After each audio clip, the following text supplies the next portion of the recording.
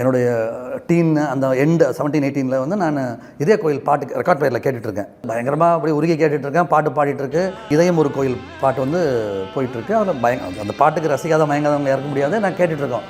அப்போ ஒரு வரி வந்து நம்ம என்னை மீறி ஒரு உண்மைதானா இந்த வரி தான் கேட்டோமாங்கிற மாதிரி ஒரு வரி என்னென்னா, உயிரை உருக்கி பாடும்போது எதுவும் பாடலேன்னு ஒரு வரி. உயிரை உருக்கி பாடும்போது எதுவும் பாடலேன்னு ஒரு வரி. எனக்கு என்ன ஆச்சுன்னா, இப்படி ஒரு வரியாக இருக்கே, அருமையான வரியாக இருக்கே ஒன்று. ரெண்டாவது, ராஜா சார் வந்து அக்செப்ட் பண்ணியிருப்பாரா இதை வேற ஒருத்தர் எழுதியிருந்தா அத்தாரிட்டி அவர்கிட்ட போய் ஒரு கவிஞர் போய் இப்படி தில்லு யாருக்கு எனக்கு இசை தெரிஞ்சோ தெரியலையோ இது பண்ண தெரியும், உயிரை உருக்குனா எதுவுமே பாட்டுதான்ப்பா அப்படிங்கிற கட்ஸாக சொல்கிறது. கட்ஸ் எவனுக்கு வந்து சின்ன கப்பக்கன்னு ஓடி போய் அந்த ரெக்கார்ட் பேர் எடுத்து யாரா அந்த பாட்டு எழுதுனான்னு பார்த்தா இசை இளையராஜா, பாடியவர் இளையராஜா, எழுதியவர் இளையராஜான்னு போட்டிருக்கு. எனக்கு இன்னும் தூக்கி வாரி போடுது. அதாவது மியூசிக் தெரிஞ்ச ஒரு மனுஷன் சொல்கிறாரு, மியூசிக் தெரியணும் அவசியம் இல்லைப்பா, உயிரை உருக்கி பாடுறியா அது பாட்டு தான் சொல்கிறாரு. பி தேர், சோலை கனெக்ட் பண்ணு, நீ அந்த ஐக்கியமாய் ஒன்று பண்ணு, அது ஒரு கிரியேஷன் தான் இருக்கு இல்லையா.